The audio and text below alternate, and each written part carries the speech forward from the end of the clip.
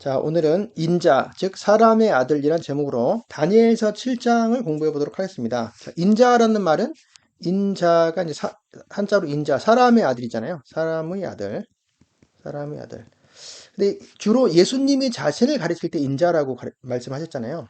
근데 사실 예수님은 하나님의 아들이잖아요. 하나님의 아들. 뭐 한자로 치자면 이제 신자가 되겠죠. 한자로 치자면. 근데 하나님의 아들이신 예수님께서 굳이 자신을 사람의 아들이라고 인자라는 이 명칭을 사용하신 이유는 무엇일까요?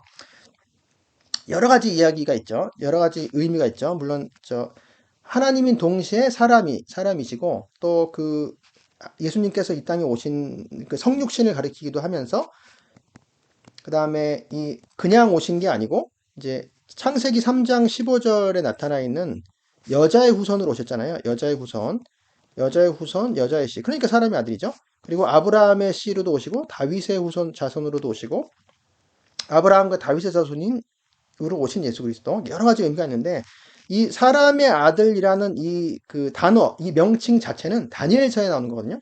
어디 나오냐면 오늘 본문입니다. 다니엘서 7장 13절에 보면 내가 또 밤 환상 중에 보니 인자 같으니 이게 사람의 아들 같으니죠. 사람의 아들. 사람의 아들 같은 이가 하늘 구름을 타고 와서 이제 하늘 구름을 타고 옛적부터 항상 계신 이에게 나아가 그 앞으로 인도되매 이 옛적부터 항상 계신 이는 하나님을 말하는 거죠. 아버지 하나님. 아버지. 그래서 뭔가 이제 그 하늘 구름을 타고 이제 하나님 아버지께 가고 천상의 이야기들이 나오는데 천상에 나오는 이야기의 주인공이 인자 같은 이 이렇게 되거든요. 그 인자 같은 이를 예수님께서 이제 말씀하시는 게 인자예요. 그러면 그 여기서 나오는 인자 같은 이가 도대체 어떤 문맥에서 이게 무슨 뜻인지 알기 위해서 다니엘서 7장을 1절부터 좀 공부해 보도록 하겠습니다. 그래야지 우리가 이제 알 수 있죠. 자, 다니엘서는 이제 보통 이제 1장부터 12장까지 있어요. 다니엘서는 12장까지 있고, 근데 이제 그 가운데가 6장이죠, 6장. 그러니까 1장에서 6장까지를 나누고, 그 다음에 이제 7장부터 12장까지 두 부분으로 나뉘어요. 첫 번째 부분, 두 부분 보통. 근데 이제 보통 앞부분에는 1장에서 6장까지는, 재미있는 이야기들이 많죠. 재미있는 이야기. 이제 꿈을 해몽한 이야기들이 있고, 그 다음에 이제 다니엘의 세 친구가 이제 풀무불에 들어가서 이제 살아남은 이야기는 또 다니엘이 사자굴에 들어간 얘기, 이제 그런 재밌는 이야기들이 보통 1장에서 6장까지 있고요. 그 다음에 7장에서 12장까지 뒷부분은 여기서는 꿈 얘기가 나오긴 하지만 주로 이제 예언에 관한 이야기입니다. 다니엘 자체가 받은 그 예언, 하나님께서 다니엘에게 주신 예언과 묵시에 대해서 나오는데요. 예언은 뭐고 묵시는 뭐냐? 예언은 뭐 잘 알죠? 예언 잘 아는데 이제 묵시라고 하는 것은 특별히 어, 예언도 그냥 단순히 미래의 일을 가리키는 게 예언이 아니고 뭔가 하나님께서 하나님의 백성들에게 전하고 싶은 이야기, 뭐 너희가 지금 잘못 살고 있으니까 회개하고 돌이켜서 이제 의를 찾고 나를 찾아라, 우상 숭배하지 말아라. 너희가 자꾸 이런 식으로 하면은 뭐 심판을 하게 될 것이다, 징계를 받게 될 것이다. 근데 또 내가 또 구원자를 보내주고 또 회복시켜 주겠다. 그런 여러 가지 이야기들이 있잖아요. 그런 예언, 이제 미래에 관한 이야기들도 예언이지만 하나님께서 하나님의 백성들에게 하시고 싶은 이야기를 이제 대신 전하는 자가 그 예언자가 하는 일이 예언인데 묵시라고 하는 건 좀 특별히 다른. 묵시라고 하는 거는 어떤 뭐 예를 들어 이스라엘 그 나라 하나의 뭐 징계와 뭐 회복과 그런 것만 얘기하는 게 아니고 전 세계적인 예언을 말하는 거예요. 전 세계 역사 전체 전 세계 전 우주적인 어떤 종말, 역사 전체에 관한 이야기, 모든 나라들에 관한 이야기, 종말에 관한 이야기들을 묵시라고 해요. 그래서 요한계시록도 요한묵시록이라고도 하잖아요. 그러니까 다니엘서 이 뒷부분에는 주로 묵시에 관한 이제 예언이 있죠. 그러니까 예언과 묵시가 약간 이런 차이가 있다. 자, 그리고 1장 1절을 보면 근데 이제 7장이죠. 7장은 요 묵시의 처음이죠. 말하자면 묵시의 처음 내용입니다. 뒷부분의 처음이고 바벨론 벨사살 왕 원년에 다니엘이 그의 침상에서 꿈을 꾸며 머릿속으로 환상을 받고, 자, 꿈과 환상. 자, 이것은 그냥 뭐 환상적인 판타스틱한 그런 게 아니고 하나님의 묵시를 주신 거죠. 하나님의 계시를 주신 거죠. 그 꿈을 기록하며 그 일의 대략을 진술하니라. 자, 왜 바벨론 왕 원년이냐 하면 이때는 이제 이 다니엘은 유다가 멸망하기 직전에 포로로 잡혀가서 바벨론 왕궁의 내시가 되고 환관이 되고 이제 거기서 저 높은 자리에 올라갔죠. 이제 총리가 됐죠. 이제 그런 어떻게 보면 이 다니엘의 이런 그 인생 역정을 요셉이 노예로 팔려갔다가 총리 대신에 된 이제 그런 역정과 좀 비슷하죠. 근데 여하튼 간에 그, 다니엘이 섬기던 그 바벨론 제국의 벨사살은 이제 마지막 왕이죠. 그래서 이제 바벨론의 멸망이 가까워 있는 상태예요. 이제 그때 이제 묵시를 받은 거죠. 계시를 받은 거죠. 다니엘이. 그리고 다니엘이 진술하여 이르되 내가 밤에 환상을 보았는데 하늘에 네 바람이 큰 바다로 몰려 불더니 큰 짐승 넷이 바다에서 나왔는데 그 모양이 각각 다르더라. 자, 여기서 보면 넷이 나오죠. 하늘에 네 바람, 큰 짐승 넷이 나왔는데 바다에서 나와요. 바다.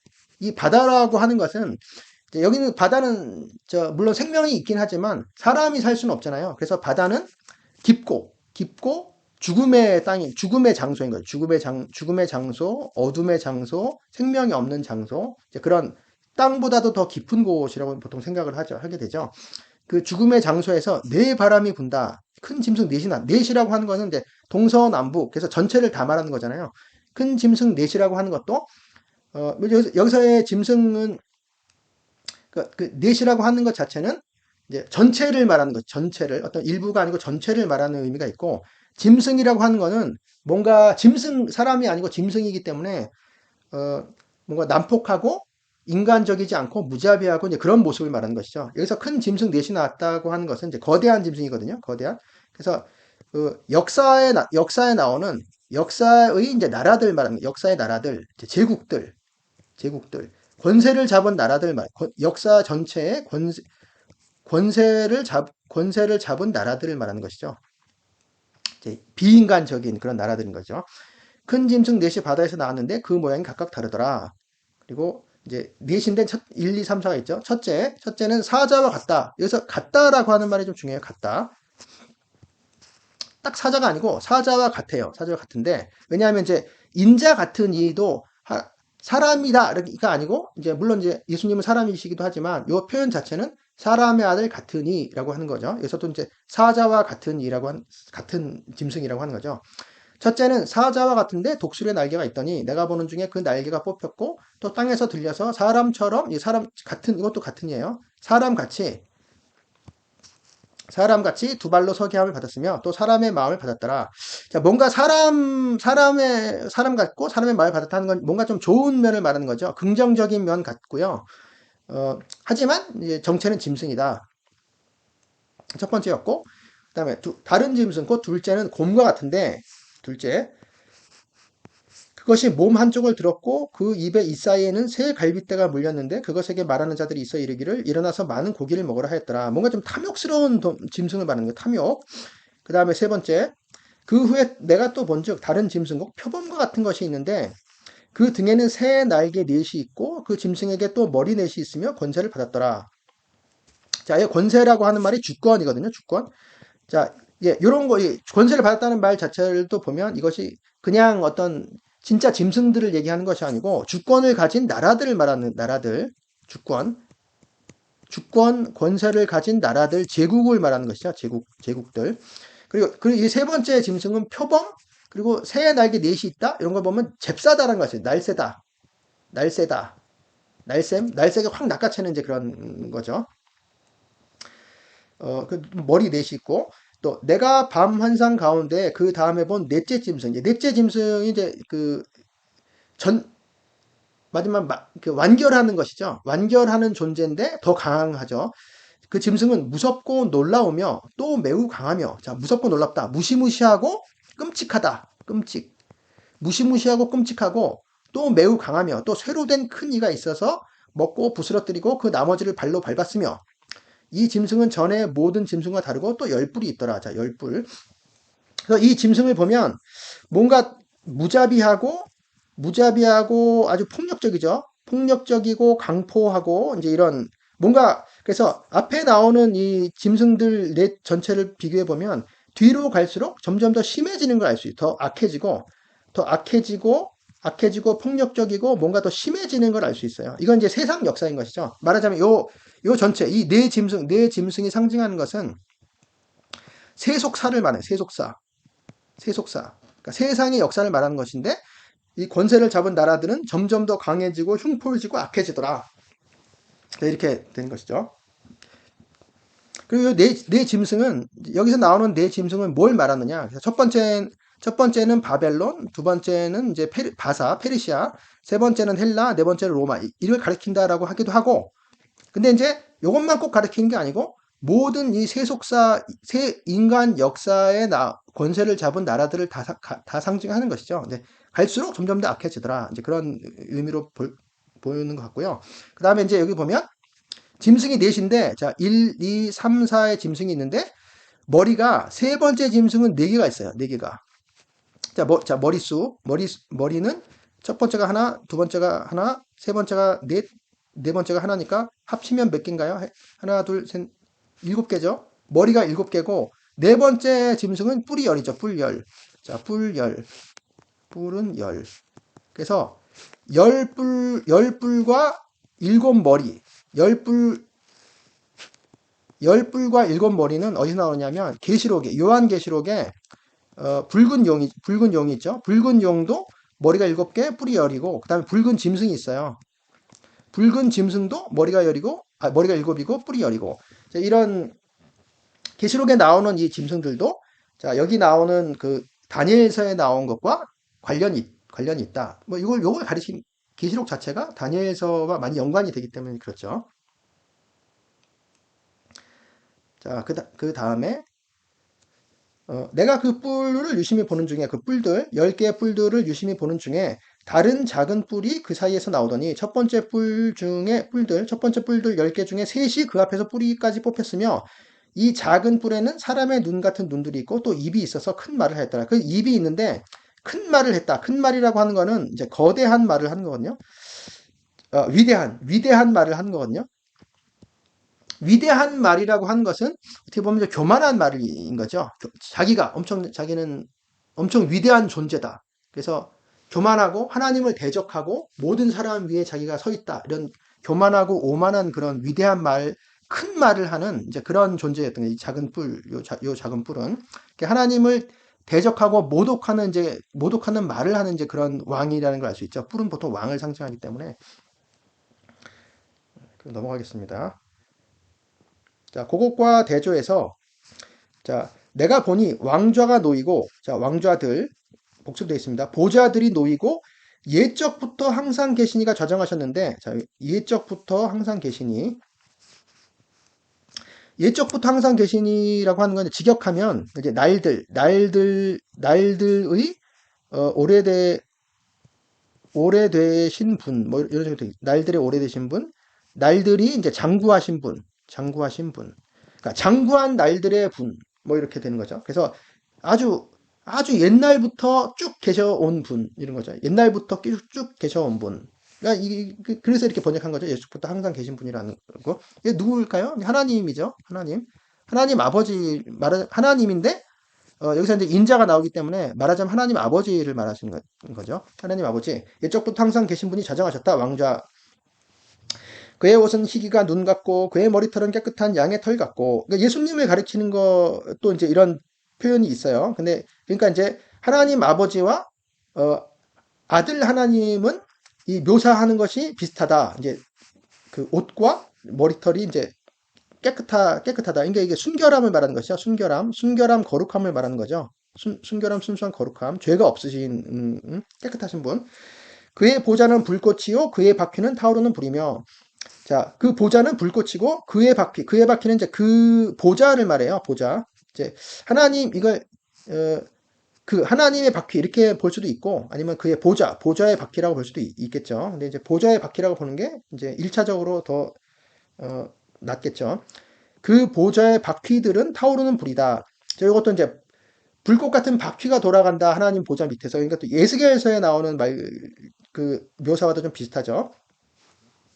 자, 그리고 불이 강처럼 흘러 그의 앞에서 나오며, 불이 강처럼이라는 건 아니고 이제 불의 강이 흘러서 그의 앞에서 나온다. 그래 그를 섬기는 자는 천천히요 그 앞에서 모여 선 자는 만만이며 심판을 베푸는데 책들이 펴 놓였더라. 책들이 열려 있어요. 책들이 열렸다. 오픈북인 거죠. 오픈된 북. 심판이고 책들 이제 책들이 복수로 돼 있죠. 자, 요거는 요한계시록에 보면 생명의 책이 있고요. 생명의 책. 생명의 책은 단수로 돼 있고요. 한 권이고. 그다음에 책들이 있어요. 책들 두루마리들. 책들 두루마리들. 이 책들 두루마리들은 행위들이 기록되어 있어요. 행위가 기록된 책들. 요 책들인 것이죠. 사람의 행위에 따라서 생명책에 기록되지 않은 사람들은 이 책들에 기록된 자기 행위대로 심판을 받는 거죠. 이 생명책에 기록되지 않으면 모두가 다 자기 행위가 다 악하기 때문에 심판을 받게 되는 것이죠. 자, 요 장면은 무엇일까요? 요 장면은 하늘의 장면이죠. 하늘 보좌, 천상의 장면이에요. 그래서 아까 그 위에 나오는 지상의 장면과 이제 대조가 되는 지상의 장면이 있고 천상의 장면이 있어요. 지상의 장면은 짐승들로 대표되는 왕들이죠. 세상 왕들, 세상 제국들, 나라들. 이 세상 제국들, 나라들, 이 권세의 정체는 더 밑바닥에서부터 올라왔어요. 바다에서부터 올라왔어요. 바다에서부터 올라온 짐승들이 세상을 다스리는 것이 점점 더 악해지고요. 이게 세속사인데 이 세속사 위에 사실 천상에서는 하나님께서 행하시는 역사가 있었던 것이죠. 하나님 역사, 하나님 나라의 역사가 세속사를 알고 보니 다 통제하고 계셨던 거고, 결국 맨 마지막에 하나님의 이 천상의 역사가 세상의 역사로 내려와서 세속사를 중지시키고, 세속사를 이제 끝장내시고, 심판을 하시는 거죠. 하나님께서 직접 세상을 심판하시게 되는 거죠. 그럼 세속사는 없어지고, 하나님의 나라의 역사가 이제 전체가 되게 되는 것이죠.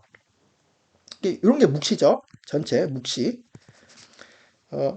그때 내가 이 작은 뿔도 나오네요. 작은 뿔이 말하는 큰 목소리로 말미암아 주목하여 보는 사이에, 자, 큰 목소리라고 하는 거는 아까 그 위대한 목소리, 위대한 말들의 목소리 자체가 컸다라기보다는 이제 위대한 말들, 큰 말들, 교만한 말들을 했기 때문에 이제 그 내용 자체가 위대한 말들이죠.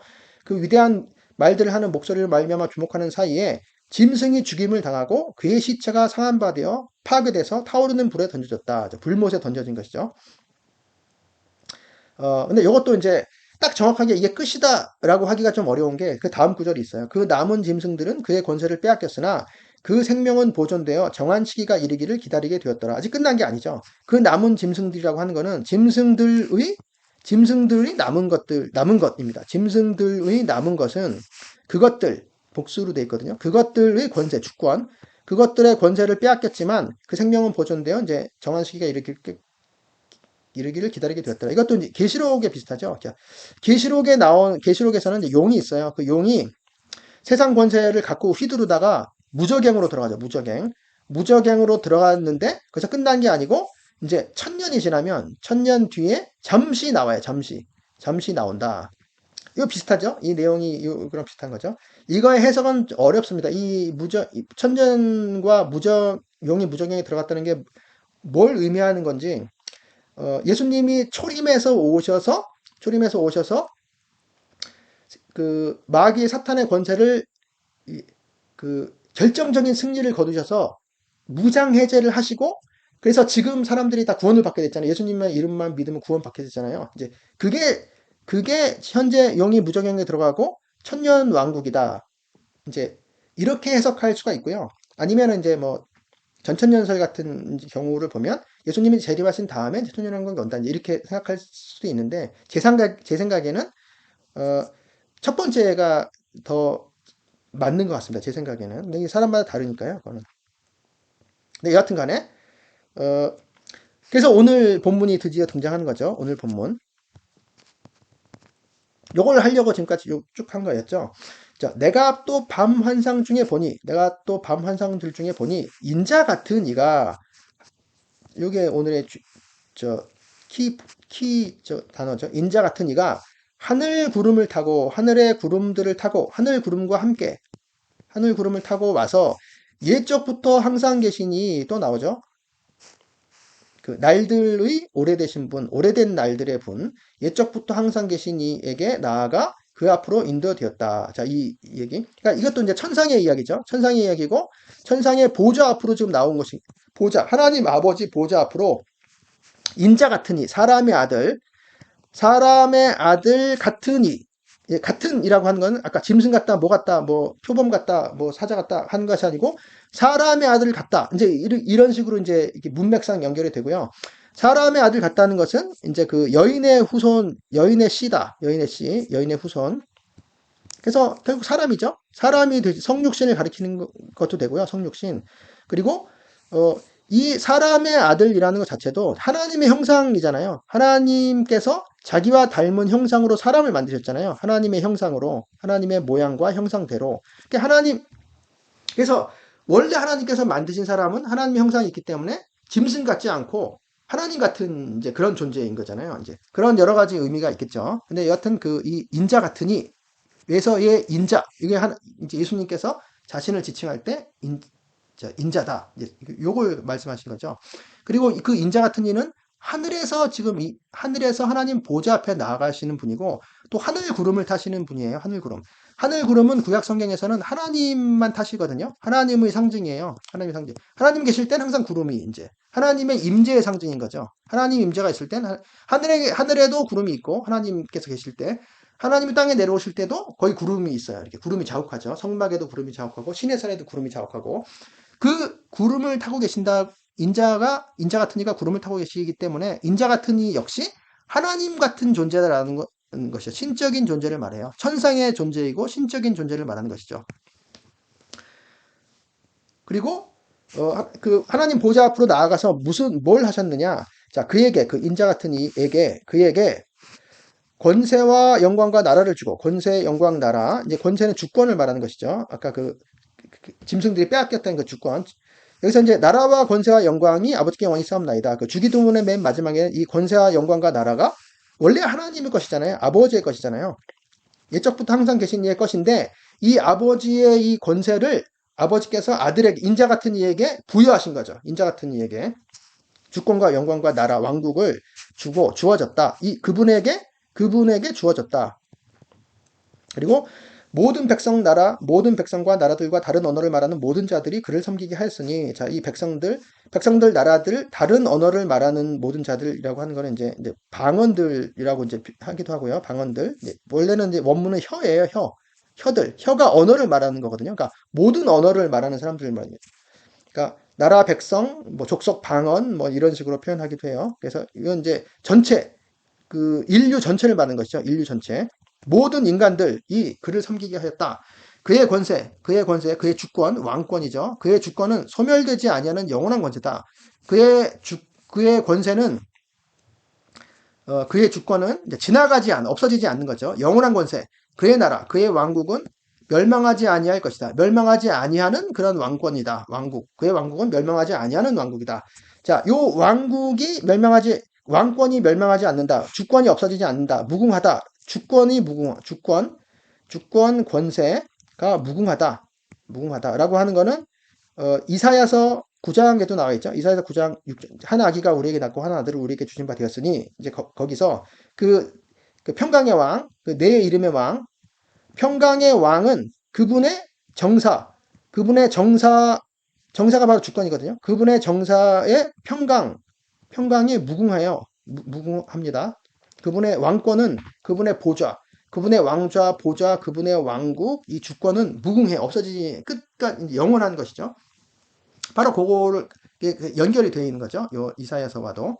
그래서 이제 이렇게 여기까지 하고 이제 환상이 마치는 거죠. 나 다니엘이 중심에 근심하며 내 머릿속의 환상이 나를 번민하게 한지라. 그리고 그 다음에는 이제 그 해석에 관한 이야기들이 있습니다. 네, 여기까지가 오늘 본문이었고요. 그 다음에 이제 신약 성경을 잠시 찾아보겠습니다. 이제 그 전에 인자라고 하는 말이 구약 성경에 또 다른 나오긴 하는데 이제 에스겔서에 나와요. 에스겔서에서 인자, 사람의 아들이죠. 사람의 아들. 그가 내게 이르시되, 그는 이제 하나님이죠. 하나님께서 내게 에스겔 선지자죠. 에스겔 선지자. 내게 이르시되 인자야 내 발로 일어서라 내가 내게 말하리라 하시며 자, 여기서 이 인자라고 자, 요런 인자라는 이제 단어가 나오긴 하는데 요 인자는 하나님께서 에스겔선 선지자를 가리킬 때 하시는 명칭이었고요. 요 인자라는 말 자체는 요게 예수님을 가리키는 말은 아닙니다. 여기서. 근데 인자라는 말이 다른 곳에서 사용된 적이 있다라고 하는 것이고요. 근데 다니엘서에는 인자 같은 이죠. 인자 같은 이. 딱 인자라고 하는 건 아니었어요. 복음서에서 이제 예수님이 자기 자신을 가리킬 때 인자라고 이제 표현을 하는데요. 이 복음서에서의 인자는 그 그 사람의 그 아들, 예, 그 사람의 그 아들. 말하자면 그 사람의 아들이거든요. 요, 관사가 붙어 있는데, 이 그 사람의 아들이라고 할 때 바로 다니엘서 7장에 나오는 그 인자 같은 이를 말하는 거죠. 그 사람의 그 아들. 그래서 요거를 예수님께서 말씀하실 때는 항상 다니엘서 7장에 나오는 그 사람의 아들 같은 이를 생각하고 우리가 이제 읽어보면 되겠습니다. 복음서는 이제 공관 복음이 있고요. 공관 복음은 이제 마태, 마가, 누가 복음이 있고, 그 다음에 이제 요한 복음이 좀 다르죠. 요한 복음. 그래서 마태, 마가, 누가는 거의 비슷하기 때문에 마태 복음에 나오는 인자를 좀 찾아보고요. 전부 찾은 건 아니고 요한 복음에 나오는 걸 좀 찾아보도록 하겠습니다. 마태 복음 이제 대충 보면 자, 예수께서 이르시되 8장 여우도 굴이 있고 공중에서도 거처가 있으되 인자는 머리 둘 것이 없다. 예수님이 자기 자신을 가르쳐서 말하실 때 다양한 경우에 인자라는 말씀을 사용하셨어요. 그리고 또 이제 여기 보면은 그러나 인자가 세상에서 죄를 사하는 권능이 있는 줄을 너희에게 알게 하려 하노라. 권세. 죄 사함의 권세를 가지신 인자. 거죠. 그리고 첫 번째는 지상에서 땅 위에서 뭐 땅 위에서 이제 고달프게 생활하시는 인자. 뭐 이런 식으로 표현할 수 있겠죠. 그다음에 요 12장 8절 인자는 안식일의 주인이라 안식일의 주님이신 인자 뭐 이런 식으로 근데 이런 일반적인 표현 말고도 주로 인자라는 표현은 어떤 것을 말하냐 하면 고난과 십자가를 당하시는 인자 십자가 순환을 당하시는 인자 그 다음에 이제 재림하시는 인자 재림하시고 심판하시는 인자 그리고 왕이신 인자. 이 심판하시는 것도 왕이 하시는 거거든요. 왕이신 인자. 이제 보통 이런 거를 가리킬 때 예수님의 십자가 고난 그리고 재림과 왕으로서 심판하시는 걸 가리키실 때 인자라고 보통 이렇게 사용하는 걸 알 수 있습니다. 그러니까 주로 이제 구속사죠. 구속사를 이루시고 성취하시고 완성시키실 때 인자라는 명칭을 사용하는 걸 알 수 있습니다. 주로. 자, 10장에도 보면 이 동네에서 너희를 박해하거든 저 동네로 피하라. 내가 진실로 너희에게 이르노니 이스라엘의 모든 동네를 다 다니지 못하여서 인자가 오리라. 자, 인자가 오리라 하는 거니까 심판이 재림이죠. 재림의 인자를 말하는 거고요. 그다음에 요나가 밤낮 사흘 동안 큰 물고기 뱃속에 있었던 것 같이 인자도 밤낮 사흘 동안 땅 속에 있으리라. 땅의 심장 속에 있으리라. 요나는 물고기 뱃속에 있었는데 인자는 땅의 심장 속에 있는 것이죠. 이건 이제 십자가의 순환.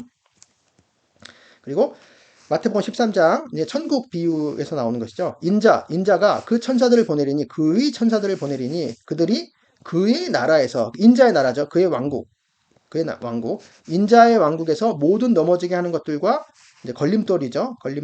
걸림돌이 되는 것들 또 불법을 행하는 자들을 거두어내어 불못불에 던져 넣으리니 거기서 울며 이를 갈게 되리라. 자, 이것은 재림 후 심판하시는 인자죠. 심판하시는 인자. 또 인자가 아버지의 영광으로 그의 아버지죠. 인자가 그의 아버지의 영광으로 그의 천사들과 함께 오리니 그때 각 사람이 행한 대로 갚으리라. 자, 이건 재림이죠. 재림과 심판은 상도 있어요. 벌만 있는 게 아니고 상벌을 주시는 인자, 왕으로서 하시는 거죠. 왕. 자, 진실로 너에게 이르노니 여기 서 있는 사람 중에 죽기 전에 인자가 그 왕권을 가지고 오는 것을 볼 자들도 있느니라. 그 왕국이라고도 번역할 수 있고요. 왕국을 가지고 왕권 안에서 오는 것을 볼 자도 있느니라. 이건 1차적으로는 변화산을 가리키는데요. 변화산 자체도 왕으로서의 인자, 하나님의 나라의 왕이신, 그리고 하나님의 나라의 그 왕권을 가지신 영광스러운 인자를 가리키는 것이기 때문에 이것도 영광스러움을 말하는 것이죠. 왕으로서의 영광. 인자, 여기서의 인자도. 내가 너에게 말하노니 엘리야가 이미 왔을 때 사람들이 알지 못하고 임의로 대화했도다. 자, 여기서 엘리야는 세례 요한을 말하는 것이죠. 세례 요한을 사람들이 임의로, 자기 마음대로, 자기 뜻대로, 자기 원하는 대로 모든 것을 행했다. 모든 것을 행했다. 죽였죠. 세례 요한을 죽였어요. 인자도 이와 같이 그들에게 고난을 받으리라. 순환 받으리라. 순환 당하리라. 그러니까 순환 받는 십자가의 인자.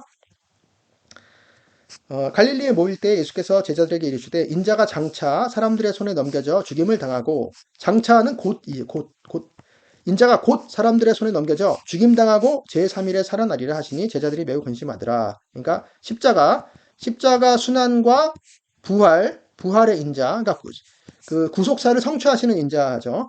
예수께서 이르시되 내가 진실로 너에게 이르노니 세상이 새롭게 되어 인자가 자기 영광의 보좌에 앉을 때에 나를 따르는 너희도 12보좌에 앉아 이스라엘 12지파를 심판하리라. 자, 세상이 새롭게 된다고 하는 것은 새하늘과 새 땅을 가리키는 것이죠. 새롭게 된다는 것을 직역하면 다시 태어난다는, 다시 태어남. 세상이 다시 태어난다.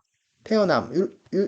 세상이 다시 태어난다라고 이제 표현까지, 이런 표현의 단어 자체는 인자가 자기 영광의 보좌에 앉는다. 그러니까 이제 재림 후에 이제 왕으로서 다시 통치하시는 이제 영광의 인자를 말하는 것이죠.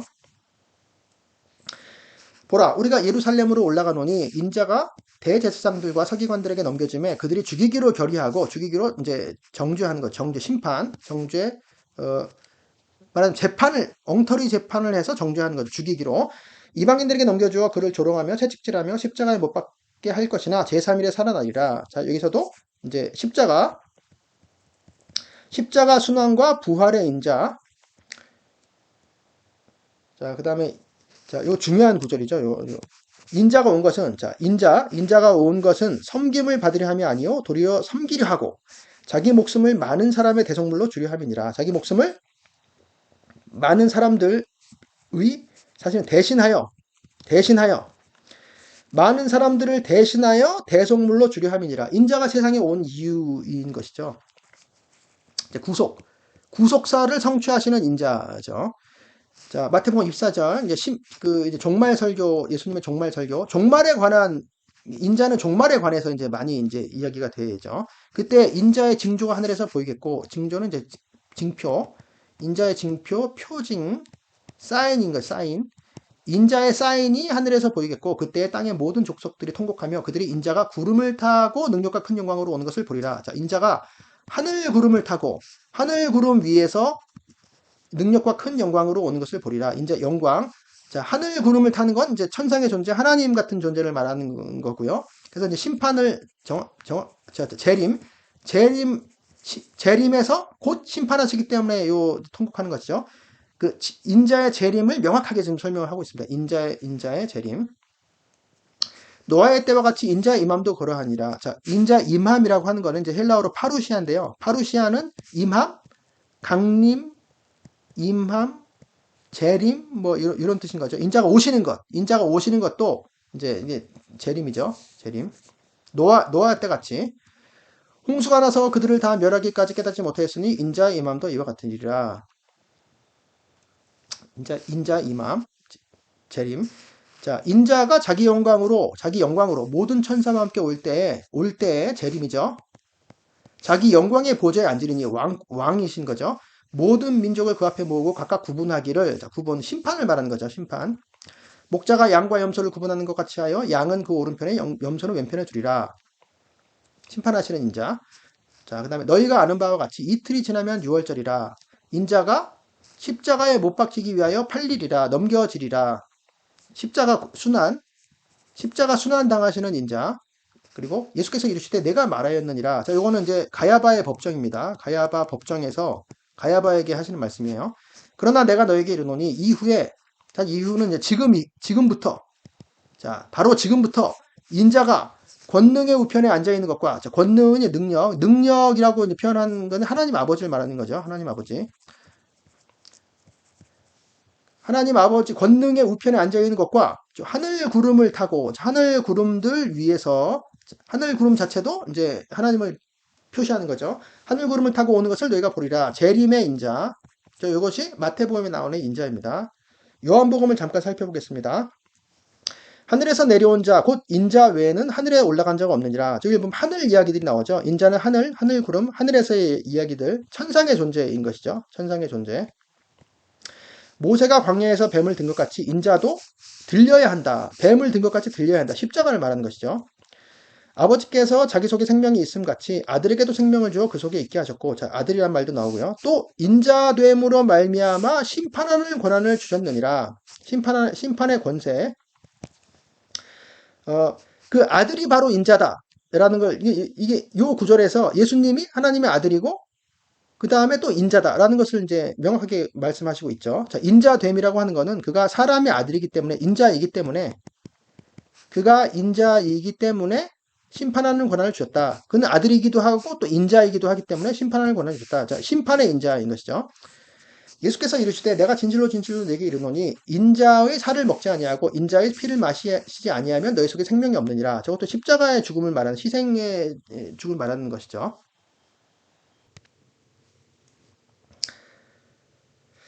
그러면 너희는 인자가 이전에 있던 곳으로 올라가는 것을 본다면 어떻게 하겠느냐? 이전에 있던 곳은 하늘이죠. 하늘이고 하나님 품이잖아요. 그러니까 천상의 인자를 말하는 것이죠. 그리고 이에 무리가 대답하여 우리는 율법에서 그리스도가 영원히 계신다 함을 들었거늘 너는 어찌하여 인자가 들려야 하리라 하느냐? 이 인자는 누구냐?